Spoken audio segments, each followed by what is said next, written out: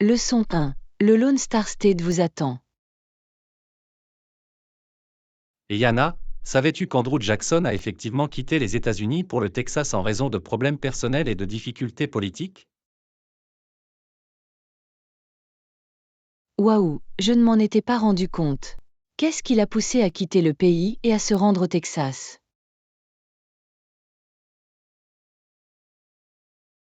Eh bien, il semblerait que Jackson était confronté à des défis importants chez lui.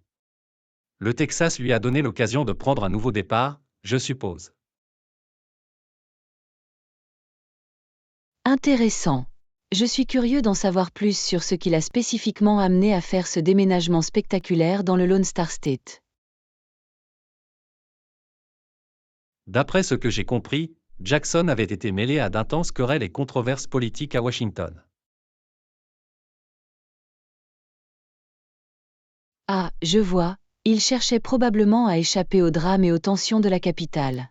Le Texas devait sembler être le refuge idéal. Exactement.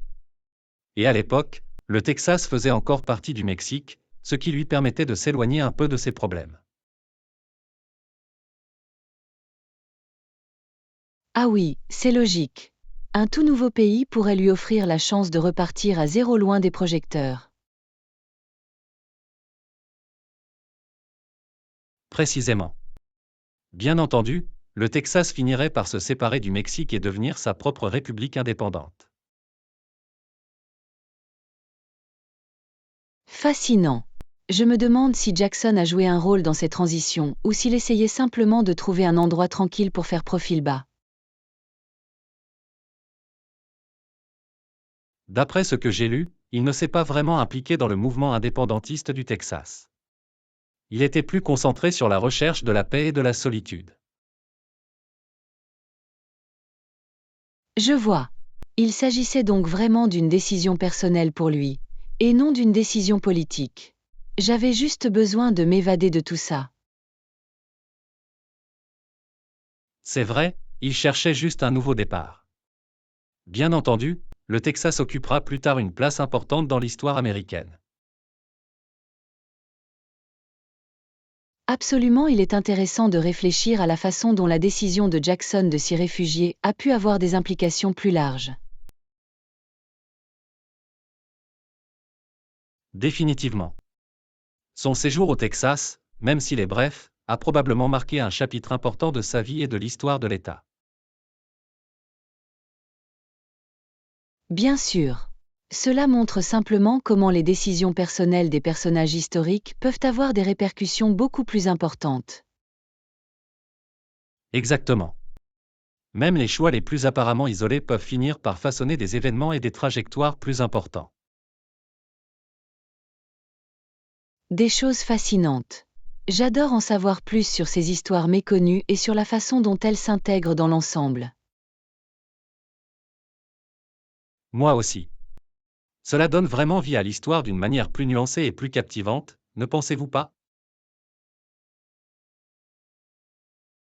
Absolument, ce genre d'anecdote personnelle rend les personnages historiques beaucoup plus faciles à comprendre et plus humains.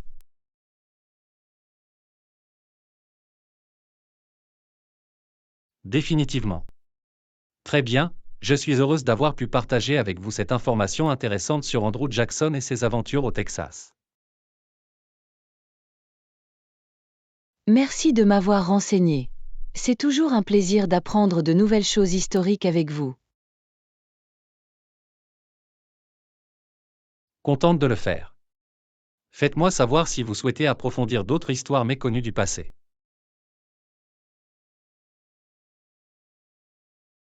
Fera l'affaire. C'était une excellente discussion. Merci d'avoir suscité ma curiosité à propos du voyage Lone Star d'Andrew Jackson. C'est un plaisir. J'apprécie toujours ce genre de discussion historique enrichissante avec vous. De même. D'accord, je devrais probablement y aller. Mais c'était une merveilleuse façon de passer du temps. D'accord. Prenez soin de vous et j'attends avec impatience notre prochaine discussion fascinante sur l'histoire. Leçon 2. Exploration de l'inspiration artistique. Et Yana, je peux voir l'influence de l'utilisation de la couleur par Van Gogh dans tes peintures éclatantes. Ah, tu l'as remarqué. L'utilisation audacieuse et expressive de la couleur par Van Gogh a certainement été une grande source d'inspiration pour moi. Cela se voit vraiment. Il y a une telle énergie et un tel dynamisme dans votre travail qui ne sont pas sans rappeler son style. Absolument, je suis attirée par la façon dont il utilise la couleur pour transmettre l'émotion et le mouvement dans ses peintures. Définitivement. Les coups de pinceau épais et tourbillonnants et la palette puissante semblent rayonner sur la toile. Complètement. J'adore la façon dont il n'a pas eu peur d'utiliser des couleurs très intenses, presque contradictoires, pour créer ces compositions visuelles étonnantes. Définitivement. Il y a une qualité brute, presque effrénée dans son travail, que je trouve tellement captivante. Définitivement.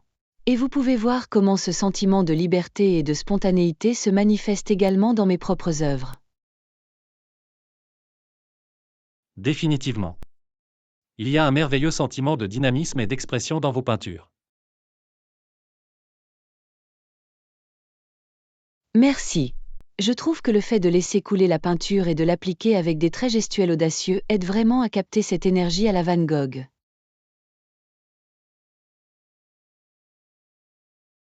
Absolument, la texture et le mouvement de vos œuvres sont tout simplement fascinants.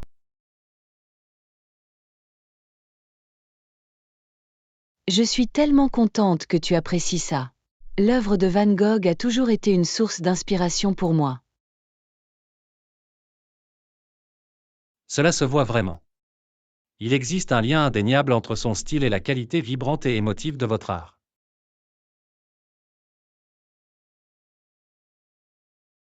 Définitivement. Je m'efforce toujours de canaliser cette utilisation brute et sans faille de la couleur et du pinceau dans mes propres peintures. Et tu fais un travail incroyable dans ce domaine. Votre travail a un caractère tellement captivant, presque hypnotique. Merci, c'est très gentil de ta part de le dire. L'art de Van Gogh a véritablement transformé ma carrière de peintre. Je peux tout à fait le constater. La passion et l'authenticité de votre travail sont palpables, tout comme les siennes. Cela représente beaucoup pour moi. Je suis honorée de perpétuer cette tradition expressive et colorée à ma manière. Et tu le fais à merveille. Van Gogh serait certainement fier de voir l'impact qu'il a eu sur un artiste comme vous.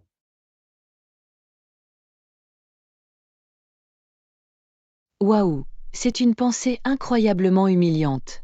Je suis tellement reconnaissante d'avoir découvert son travail et de l'avoir laissé inspirer mon propre parcours créatif. Comme il se doit. C'est un témoignage de la puissance et de l'influence durable du grand art. Absolument, l'héritage de Van Gogh se perpétue grâce à des artistes passionnés comme moi. C'est un véritable privilège.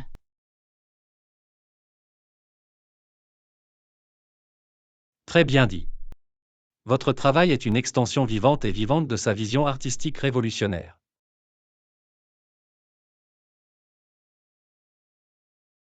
Je suis honorée de porter ce flambeau. Merci d'avoir vu et apprécié ce lien, John. C'est avec plaisir. Ce fut un plaisir de discuter de l'impact de Van Gogh avec un esprit artistique similaire à vous. De même, cet échange a été merveilleux. Je suis reconnaissante d'avoir trouvé un autre admirateur de son travail. Moi aussi. D'accord, je te laisse retourner à ta peinture. Continuez votre incroyable travail. Merci, je le ferai certainement. Profite bien du reste de ta journée, John. Vous aussi. J'ai hâte de découvrir d'autres de vos créations vibrantes inspirées de Van Gogh.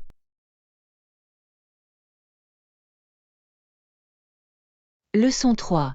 Savvy Shoulder Season Travel. Avez-vous envisagé de voyager pendant la saison intermédiaire? Oui, j'ai entendu dire que cela permet d'économiser de l'argent et d'éviter les foules. Quels sont, selon vous, les avantages des voyages en haute saison? Eh bien, le principal avantage est que les prix des vols, des hôtels et des activités ont tendance à être beaucoup plus abordables. Absolument, c'est un énorme attrait. Les hautes saisons d'été et de vacances peuvent être assez coûteuses. Exactement. Et vous n'avez pas à faire face à l'afflux de touristes qui peut donner l'impression que certaines destinations sont surpeuplées. C'est une bonne remarque. La saison intermédiaire est le moment idéal pour découvrir un lieu plus spacieux et authentique. Définitivement. Vous pouvez vraiment vous immerger dans la culture locale sans l'agitation. Ça a l'air merveilleux. J'imagine que le temps est probablement un peu plus agréable également pendant les mois intermédiaires. Bien sûr. Vous évitez généralement les températures extrêmes de la haute saison, qu'il fasse trop chaud ou trop froid. Exactement. Les conditions douces et confortables sont idéales pour pratiquer des activités de plein air et faire du tourisme. Absolument, et vous pouvez souvent trouver des offres intéressantes sur les vols et les hôtels en étant flexible quant à vos dates de voyage.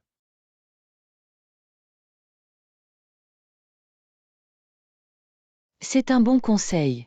Voyager en dehors des heures de pointe peut vraiment s'avérer rentable en termes de réduction des coûts.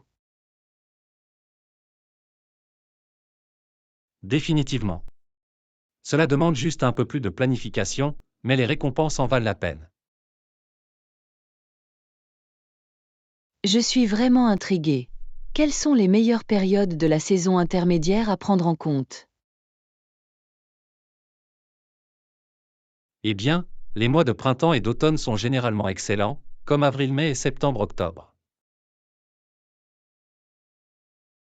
Ah, je vois, c'est logique. Ces saisons de transition semblent idéales pour éviter les foules. Précisément. Vous pouvez souvent profiter d'un climat doux et agréable et de prix plus bas pendant ces saisons intermédiaires. C'est vraiment bon à savoir. Je vais devoir commencer à rechercher des escapades potentielles pendant la saison intermédiaire.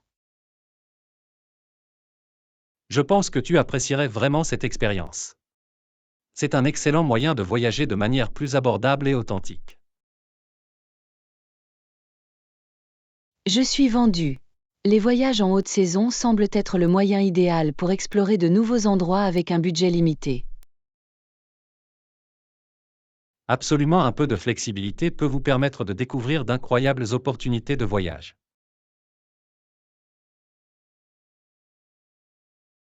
J'ai hâte de commencer à planifier ma prochaine aventure de la saison intermédiaire. Merci pour ces conseils fantastiques, John.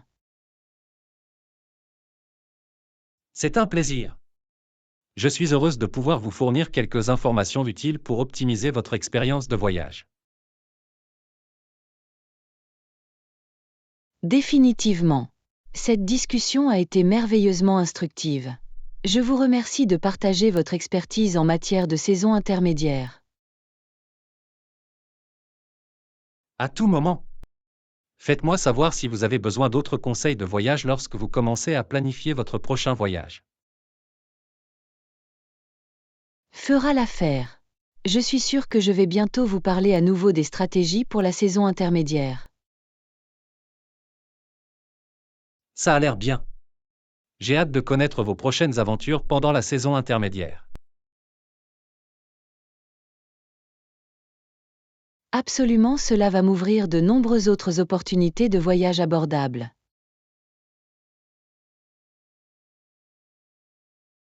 Génial, je suis heureuse d'avoir pu vous inciter à découvrir les avantages des voyages intersaisonniers. Vous l'avez certainement fait, et je suis vraiment enthousiaste à ce sujet. Merci encore, John. Avec plaisir, Anna. Bon voyage et dis-moi comment ça se passe. Leçon 4. Saisir de nouvelles expériences. Vous vivez quelque chose de nouveau? C'est une opportunité fantastique. Avez-vous envisagé d'essayer quelque chose en particulier?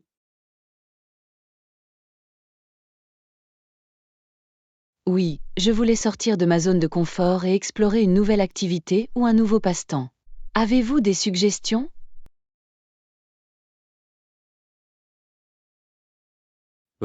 Quel genre de choses vous intéresse ou êtes-vous curieux d'explorer en général? C'est une excellente question. J'ai toujours voulu m'essayer à la poterie ou à la céramique. L'idée de travailler avec de l'argile m'intrigue vraiment. Oh, la poterie, c'est une idée géniale. C'est un exutoire créatif unique et enrichissant. Je suis tellement contente que tu le penses.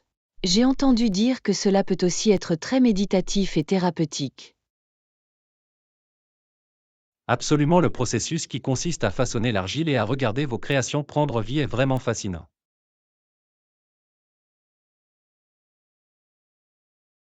Je ne peux qu'imaginer.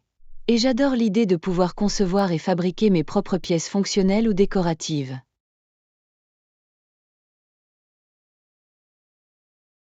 Exactement. La polyvalence de la poterie est tellement attrayante. Vous pouvez faire preuve de créativité avec les formes et les glaçures. Ça a l'air incroyable. Je suis vraiment intriguée par l'opportunité de libérer l'artiste qui sommeille en moi. C'est une façon fantastique de le faire. La poterie peut être un formidable moyen d'expression personnelle. Je suis vendue. Il ne me reste plus qu'à trouver un cours de poterie pour débutants dans la région pour commencer. Je suis sûr qu'il existe de nombreuses options. Les centres communautaires et les studios d'art proposent souvent des cours d'introduction. Parfait, je vais devoir commencer à étudier certaines possibilités locales. Cela m'excite vraiment. Je peux le dire. C'est formidable de trouver un nouveau passe-temps qui suscite un tel enthousiasme. Absolument, je pense que cela pourrait être le début d'un voyage créatif vraiment enrichissant pour moi. Je ne doute pas que ce sera le cas. Essayer de nouvelles choses peut être à la fois exaltant et enrichissant. Tu as tellement raison. Je suis prête à relever le défi et à voir quel genre de potier je peux devenir. J'adore cette attitude. Plonger tête première est le meilleur moyen de tirer le meilleur parti d'une nouvelle expérience. Définitivement. Il n'y a pas de meilleur moment que le présent pour me salir les mains et voir ce que je peux créer. Exactement. J'ai hâte de tout savoir sur vos aventures dans le domaine de la poterie dès que vous commencerez. Moi non plus. Ce sera un nouveau chapitre tellement passionnant. Merci de m'avoir encouragé à essayer quelque chose de nouveau. Bien sûr, je suis heureuse d'avoir pu t'inspirer. Il est très important de diversifier ses activités pour le développement personnel. Absolument, je suis pleine d'énergie et j'ai hâte de me lancer dans cette entreprise créative. Ça va être fantastique.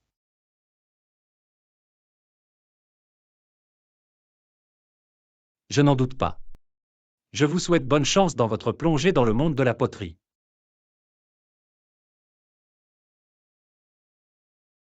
Merci, John. Je ne manquerai pas de vous tenir au courant de mes progrès en matière de sculpture sur argile. S'il vous plaît, faites-le. J'ai hâte de voir quel chef-d'œuvre vous finirez par créer. Tu l'as compris. Très bien. Il est temps pour moi de m'inscrire à ce cours de poterie. Souhaite-moi bonne chance. Pas besoin de chance, vous l'avez. Amusez-vous et profitez du processus.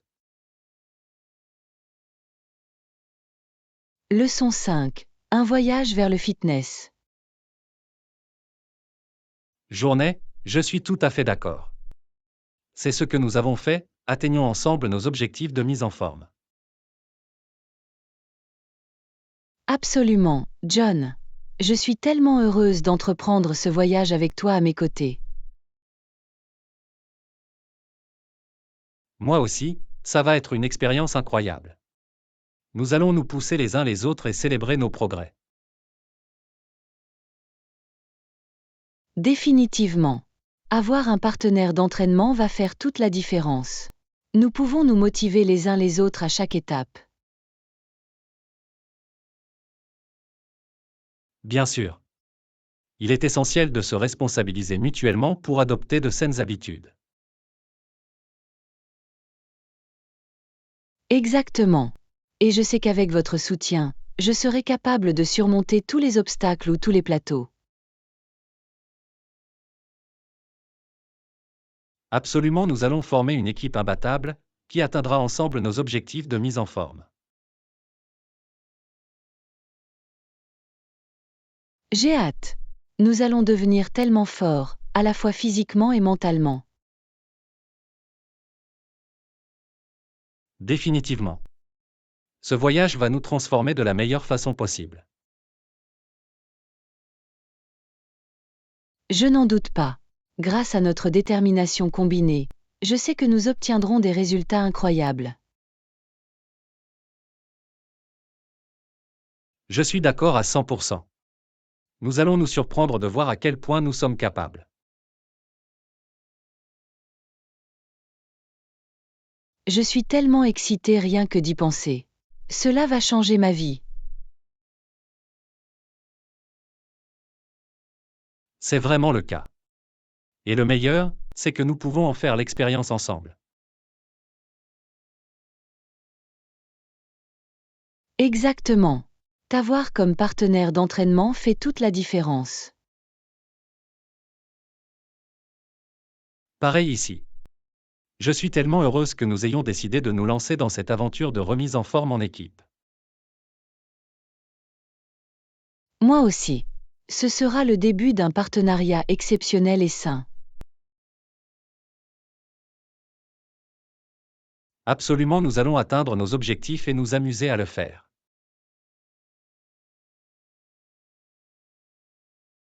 Zut oui. Je ressens déjà les endorphines et le sentiment d'accomplissement.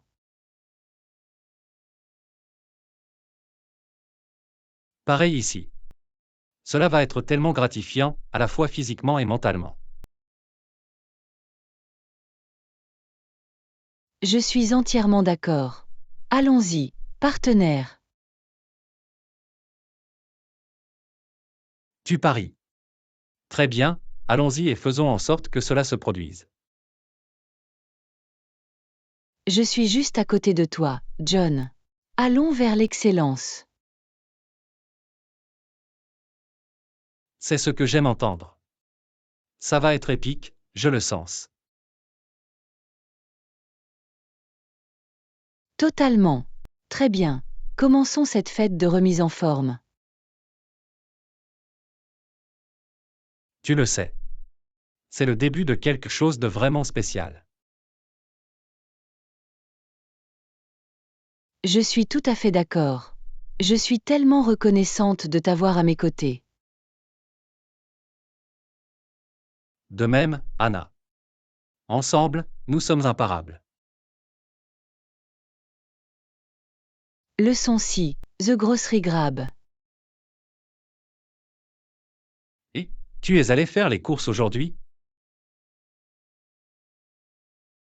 Oui, je l'ai fait. Pourquoi? Tu as besoin de quelque chose. En fait, j'étais juste curieuse de savoir si vous aviez trouvé quelques trucs que je pourrais utiliser également. Oh, je vois. Quel type d'articles recherchiez-vous? Je serai heureuse de les récupérer la prochaine fois que je viendrai au magasin.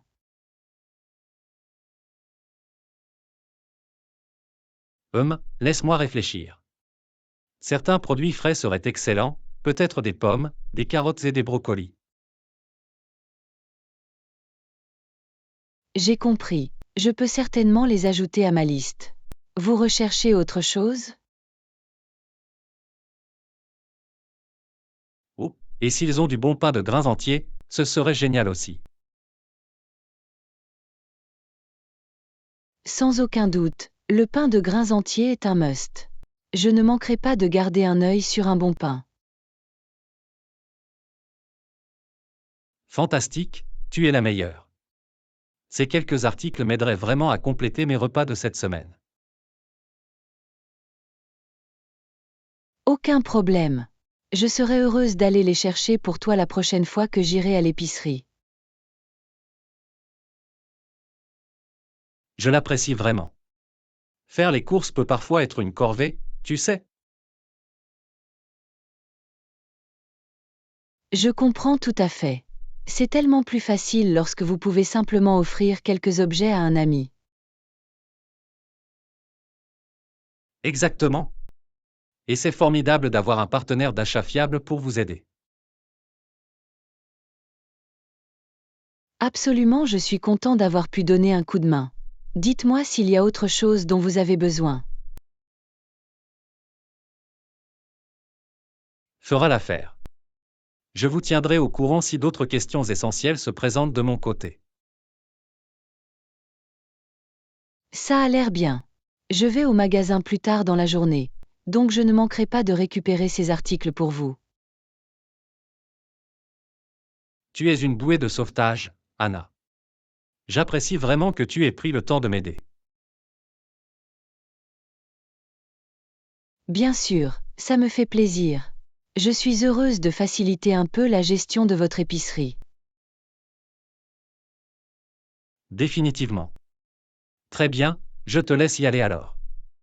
Merci encore. N'importe quand, John. Je vous parlerai bientôt de la façon dont s'est passé le transport des courses.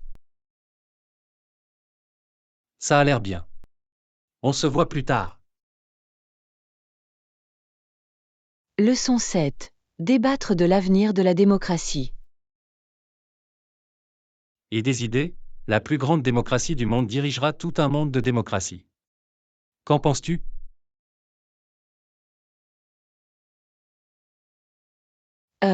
C'est une perspective intrigante. Pensez-vous vraiment que les États-Unis peuvent être le fer de lance d'un mouvement démocratique mondial? Absolument, en tant que principale démocratie du monde, je pense que les États-Unis ont à la fois l'opportunité et la responsabilité de promouvoir les valeurs démocratiques dans le monde entier.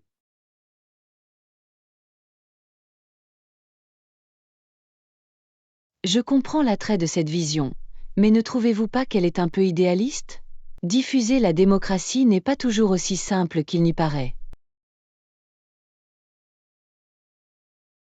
Peut-être, mais je crois toujours que c'est une entreprise louable. La démocratie s'est révélée être la forme de gouvernement la plus juste et la plus stable. Je suis d'accord, mais il faut tenir compte des contextes culturels et historiques uniques des différentes nations. Ce qui fonctionne aux États-Unis peut ne pas se traduire parfaitement ailleurs. C'est une bonne remarque. Néanmoins, je pense que les principes fondamentaux de la démocratie, liberté, égalité, état de droit, sont des valeurs universelles auxquelles il faut aspirer à l'échelle mondiale. Vous présentez des arguments convaincants. Mais ne craignez-vous pas que l'influence musclée des États-Unis puisse réellement saper les mouvements démocratiques locaux? Vous soulevez une inquiétude légitime. Toute approche démocratique devrait être nuancée et répondre aux besoins et aux sensibilités locaux. Exactement. Il s'agit d'un équilibre délicat. Promouvoir les idéaux démocratiques tout en respectant la souveraineté nationale et l'autodétermination. Absolument, nous ne pouvons pas simplement imposer notre modèle, mais plutôt travailler en partenariat avec les démocraties aspirantes du monde entier. J'aime beaucoup mieux cette approche. Démocratisation collaborative et ascendante plutôt que des mandats du haut vers le bas. Oui, exactement. Construire une communauté mondiale de démocratie grâce à un soutien mutuel et à un apprentissage partagé. Cela semble être une stratégie beaucoup plus durable et efficace. Nous devons également être prêts à apprendre des autres.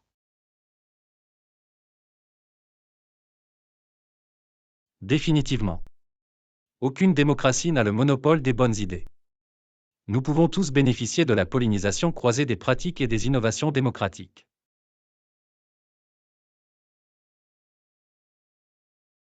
Tout à fait d'accord. Il s'agit de favoriser un échange international de principes démocratiques et de bonnes pratiques.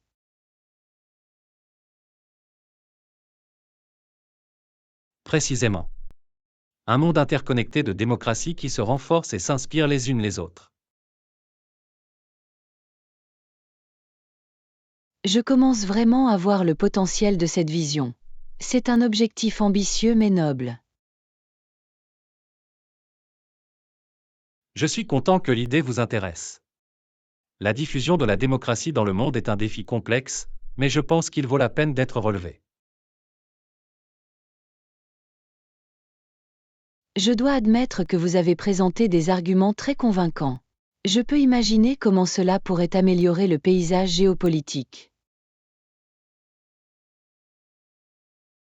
Génial, je suis ravi d'avoir éveillé votre intérêt. C'est une vision qui me tient à cœur de concrétiser.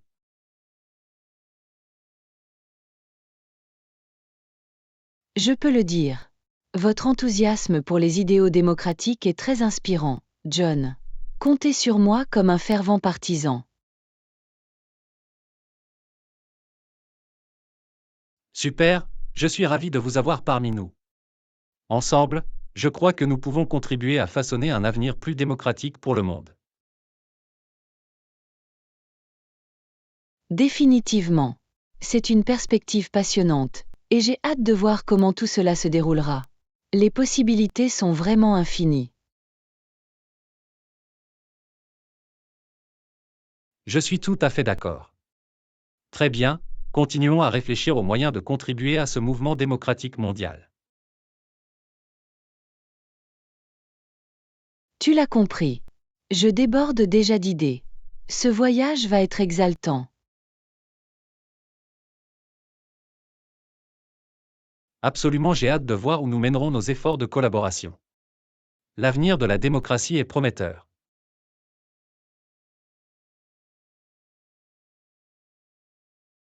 Leçon 8. Supprimer les intermédiaires. Marché du dollar, les entreprises peuvent contourner les intermédiaires tels que les distributeurs ou les détaillants et vendre directement aux consommateurs.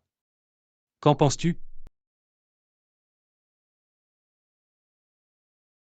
Concept intéressant. Supprimer les intermédiaires pourrait certainement présenter certains avantages pour les entreprises. Absolument, en vendant directement, ils peuvent potentiellement proposer des prix plus bas et de meilleures marges bénéficiaires.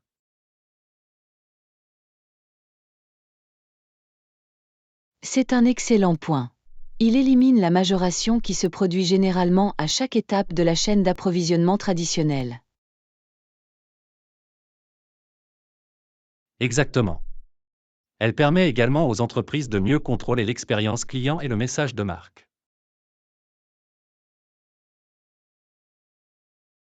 Absolument, c'est un avantage majeur.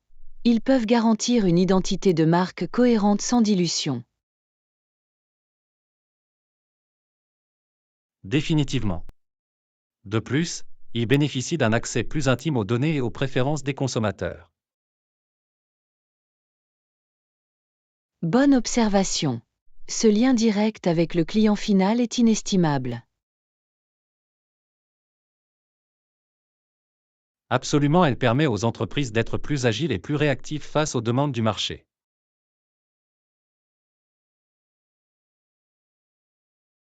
Je comprends pourquoi ce serait si attrayant, en particulier pour les petites marques ou les marques émergentes.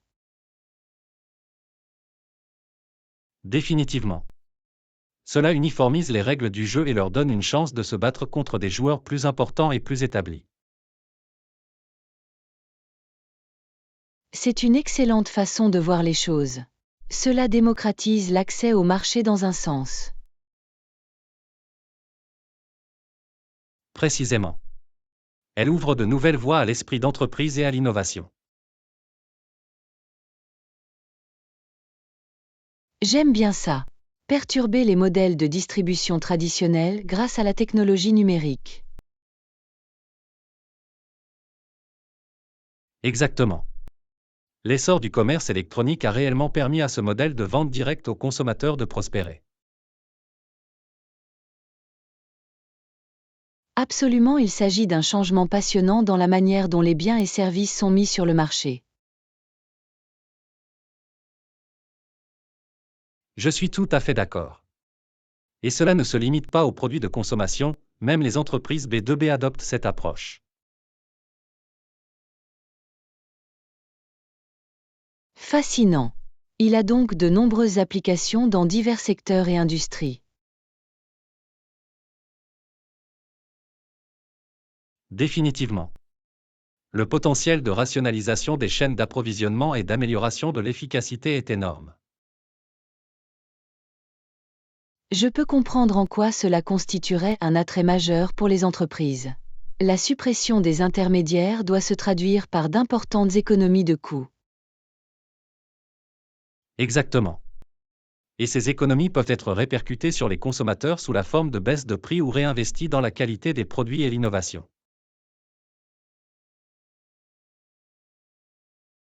Tout le monde y gagne. Ce modèle de vente directe aux consommateurs semble offrir de nombreux avantages convaincants. Je suis tout à fait d'accord. Cela change véritablement la donne et redéfinit le paysage commercial. Absolument, je suis vraiment intriguée par les possibilités qui s'offrent à vous. Cela ouvre de nombreuses nouvelles voies passionnantes.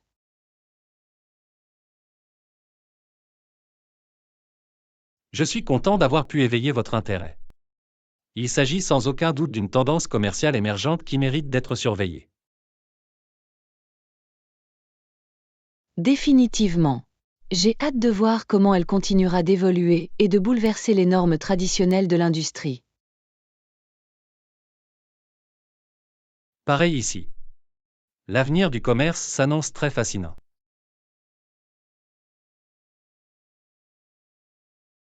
En effet, c'est le cas. Cette discussion a été merveilleusement éclairante, John. Je suis heureuse d'avoir pu fournir quelques informations précieuses. Le modèle de vente directe aux consommateurs constitue une frontière passionnante. Absolument, vous m'avez donné matière à réflexion en termes d'avantages stratégiques que cela peut offrir. Merveilleux, j'ai hâte de voir comment vous pourriez tirer parti de ce modèle dans vos propres activités.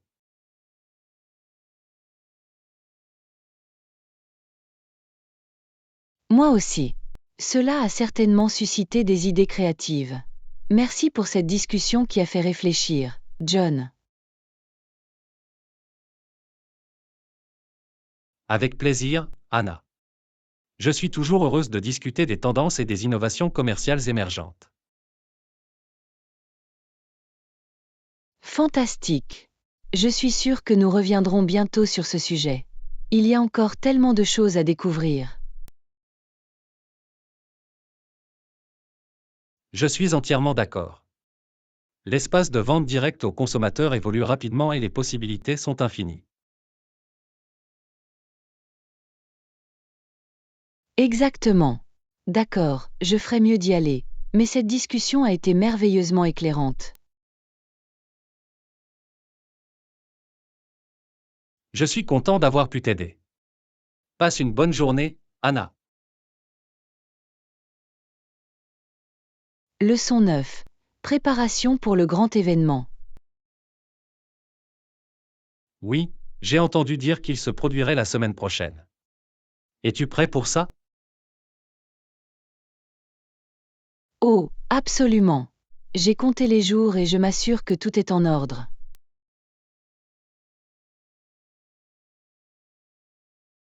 Génial, je suis tellement contente de l'apprendre. Qu'avez-vous fait pour vous préparer?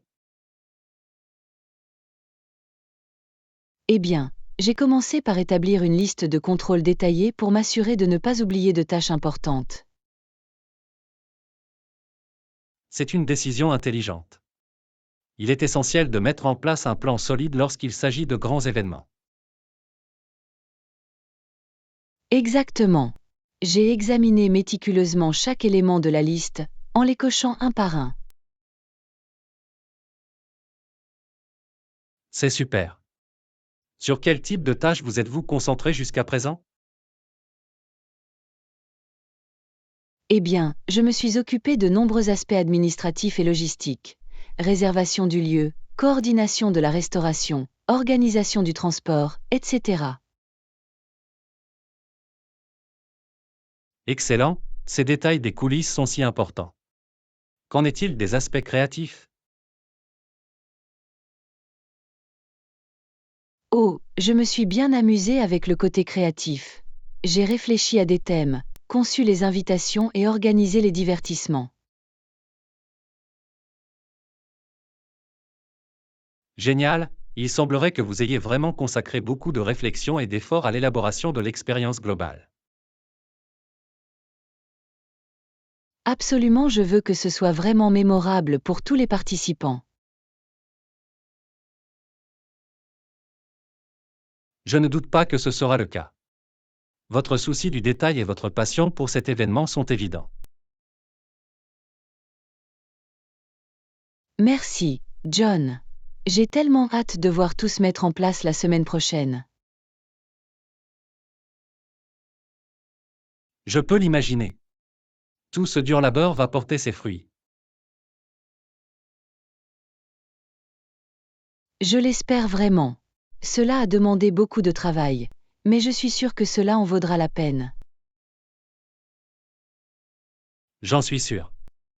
Vous avez clairement investi le temps et l'énergie nécessaires pour en faire un succès retentissant.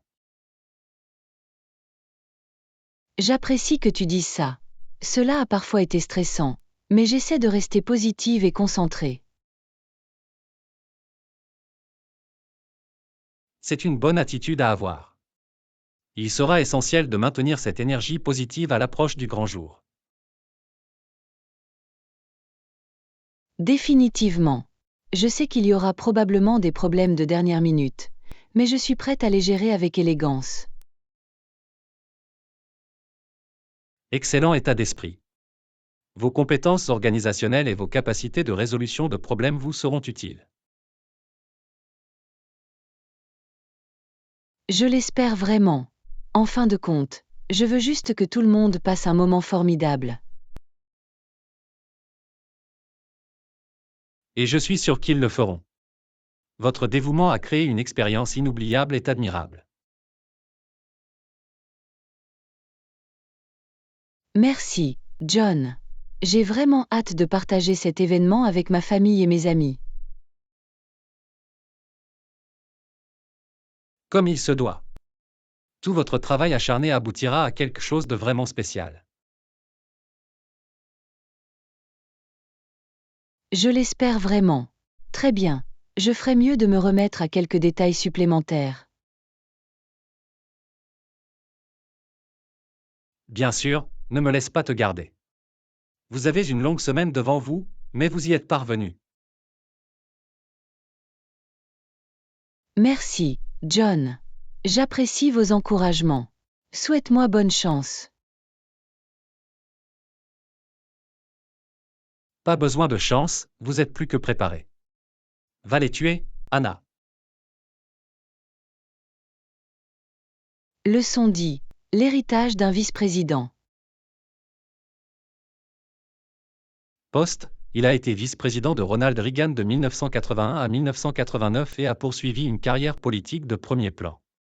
Que pensez-vous de l'héritage de cette vice-présidence ?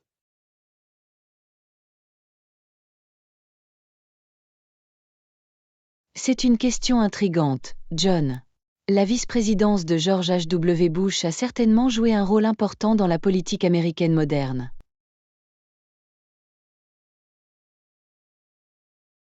Absolument, en tant que bras droit de Reagan pendant près de 10 ans, Bush a joué un rôle central dans l'élaboration des politiques et des priorités de l'administration.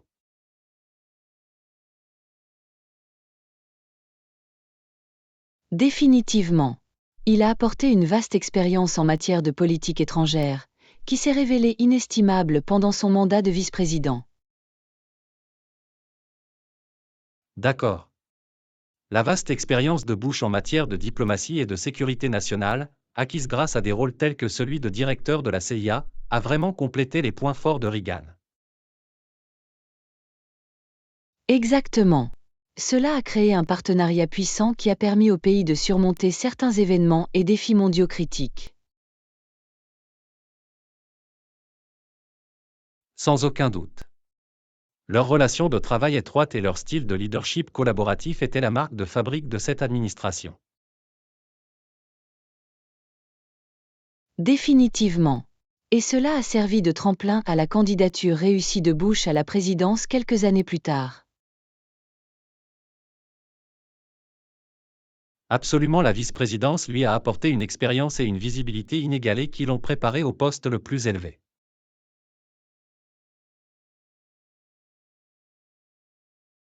Précisément. Il a pu tirer parti de cette base pour formuler une vision claire et convaincante pour le pays.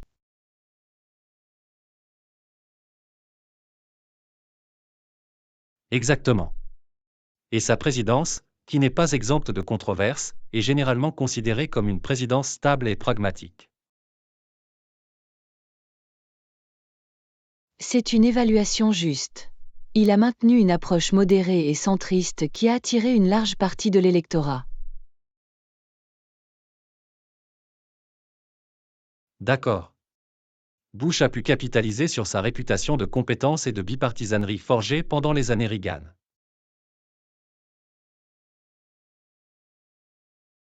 Définitivement. Sa capacité à aller de l'autre côté de l'allée et à créer des coalitions était une caractéristique de son style politique. Précisément. Il a compris l'importance de la collaboration et du compromis dans un gouvernement divisé.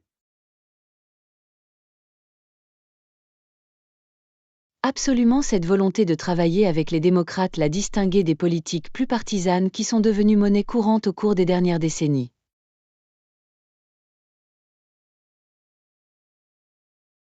Exactement.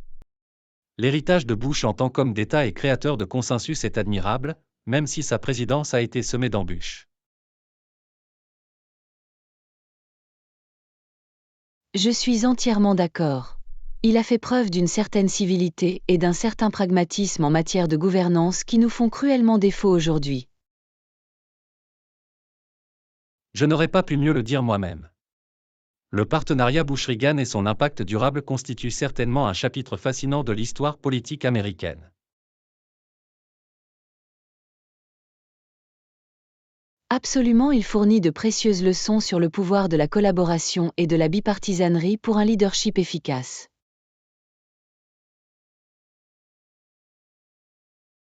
Définitivement. L'étude de leur exemple pourrait fournir des informations pour naviguer dans le paysage politique polarisé auquel nous sommes confrontés aujourd'hui.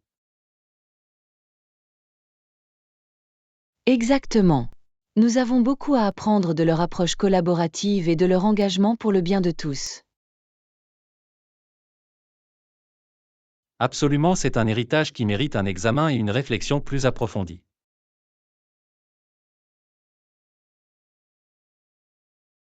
Je suis entièrement d'accord. Cette discussion a suscité la réflexion, John. Beaucoup de choses à méditer ici. Je suis content d'avoir pu donner matière à réflexion. L'ère Bush-Reagan est certainement mûre pour une exploration plus approfondie. Définitivement. J'ai hâte d'approfondir ce chapitre fascinant de la politique américaine. Moi aussi. Il ne fait aucun doute que cela recèle de précieuses leçons pour les dirigeants d'aujourd'hui et de demain. Je suis tout à fait d'accord. D'accord, je devrais probablement y aller, mais c'était une super conversation. Absolument merci pour cette discussion intéressante, Anna. J'ai beaucoup aimé explorer ce sujet avec vous.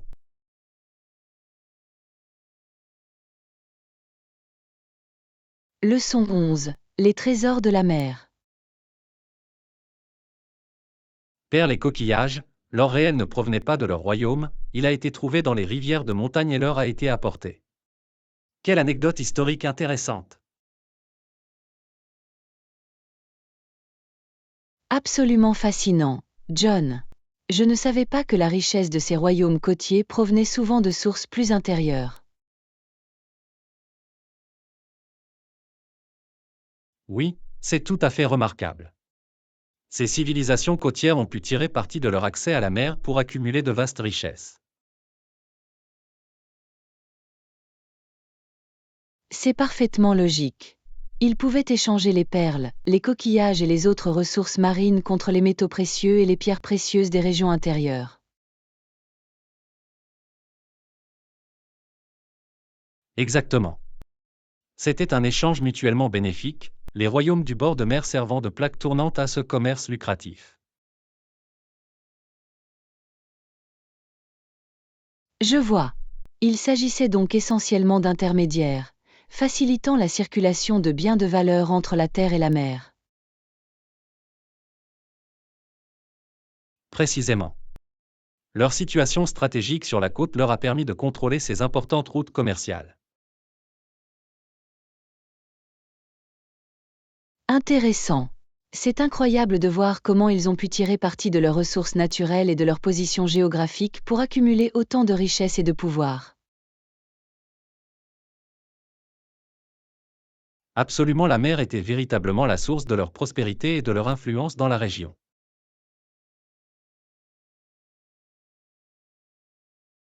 C'est un exemple fantastique de la façon dont l'accès aux ressources naturelles peut influencer le développement des civilisations. Définitivement. La mer a toujours été une source de ressources et d'opportunités économiques pour les communautés côtières. Indubitablement. Et la capacité à exploiter ces ressources marines a probablement été l'un des principaux moteurs de leur succès. Absolument, les perles, les coquillages et les autres exportations maritimes étaient essentiellement leur version du pétrole ou de l'or à cette époque. Quelle façon perspicace de voir les choses. La mer était leur ressource naturelle pour l'extraction et le commerce. Précisément. Cela leur a conféré un net avantage économique par rapport à leurs voisins les plus enclavés. Je peux voir comment cela leur aurait permis d'accumuler une richesse et un pouvoir important. Le contrôle des routes commerciales vitales est crucial. Exactement. Cela leur a permis de projeter leur influence, de financer de grands projets architecturaux et de consolider leur statut.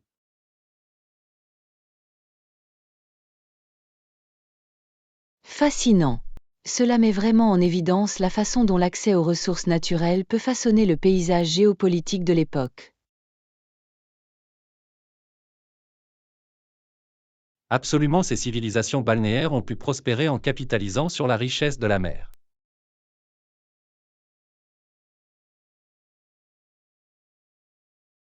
C'est un merveilleux exemple de la façon dont la géographie et les richesses naturelles peuvent avoir un impact profond sur le cours de l'histoire. Je suis tout à fait d'accord. La mer est depuis longtemps une source de prospérité et d'énergie pour les communautés côtières. Définitivement. C'est une leçon historique intrigante qui est pertinente même dans le monde moderne. En effet, la capacité à tirer parti des ressources naturelles pour exercer une influence économique et politique demeure cruciale. Absolument, cette discussion a fourni des informations fascinantes sur l'interaction dynamique entre la Terre, la mer et l'essor des civilisations.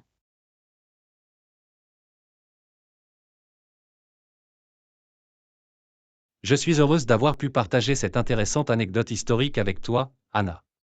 Cela souligne vraiment l'importance de la géographie et des ressources naturelles. Définitivement. C'est une perspective que je n'avais jamais envisagée auparavant, mais elle est parfaitement logique. Merci de m'avoir éclairé sur ce sujet fascinant.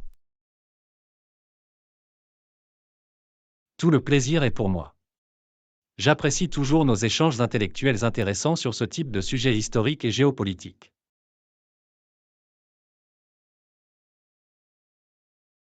Leçon 12. Le flux et le reflux des zones humides saisonnières.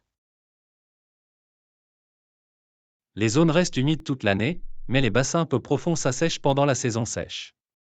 Une partie de l'eau a été drainée, ce qui constitue une observation intéressante sur les écosystèmes des zones humides. Absolument, John. La dynamique entre les zones humides permanentes et saisonnières est un sujet fascinant.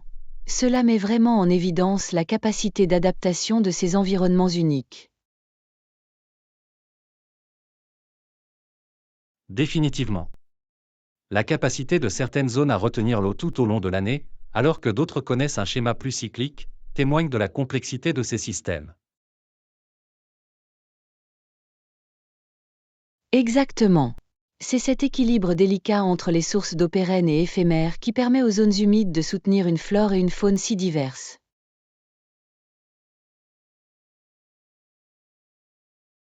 Précisément. L'assèchement des bassins peu profonds pendant la saison sèche est probablement un processus naturel auquel de nombreuses espèces ont évolué pour faire face. Exactement. Les espèces qui peuvent prospérer dans les habitats temporaires peuvent profiter de l'abondance saisonnière lorsque les pluies reviennent.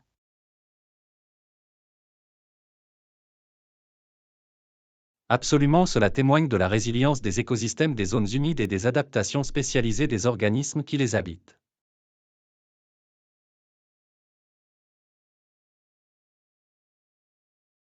Définitivement. Et le fait qu'une partie de l'eau ait été drainée est un facteur important en termes d'impact humain sur ces environnements.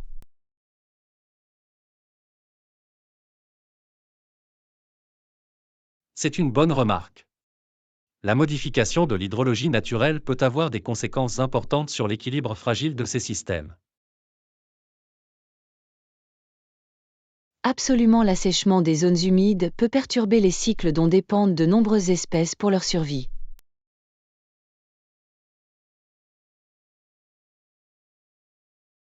Exactement. Cela peut perturber l'équilibre précis qui permet aux zones humides permanentes et saisonnières de coexister. Précisément. Le maintien de l'intégrité de ces cycles naturels de l'eau est essentiel pour préserver la santé et la résilience des écosystèmes des zones humides. Définitivement. Il s'agit d'une question complexe qui nécessite une compréhension nuancée des processus interconnectés en jeu. Absolument, toute intervention humaine doit être soigneusement étudiée et gérée afin d'éviter des conséquences négatives imprévues.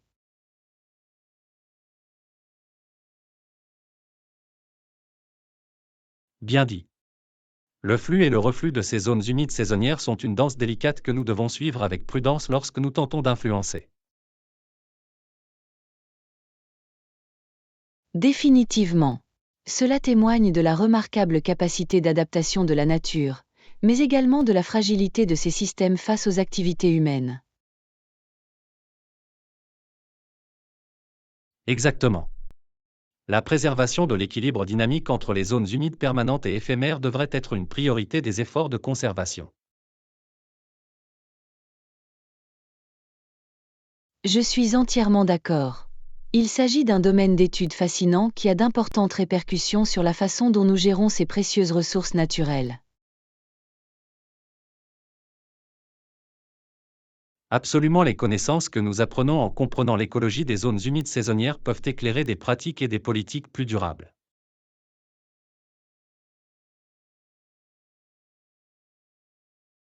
Définitivement. Il s'agit d'une question complexe, mais d'une importance capitale alors que nous cherchons à coexister plus harmonieusement avec le monde naturel. Bien dit, Anna.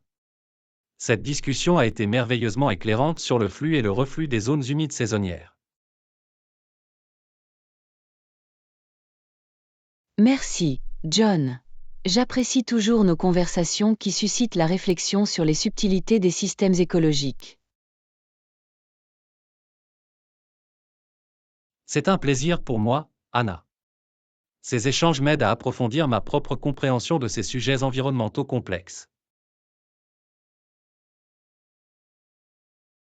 Je suis heureuse que nous ayons pu avoir ce dialogue engageant. Il y a toujours plus à apprendre en ce qui concerne le monde naturel et le rôle que nous y jouons. Je suis tout à fait d'accord. D'accord, je devrais probablement te laisser partir, mais c'était une merveilleuse discussion.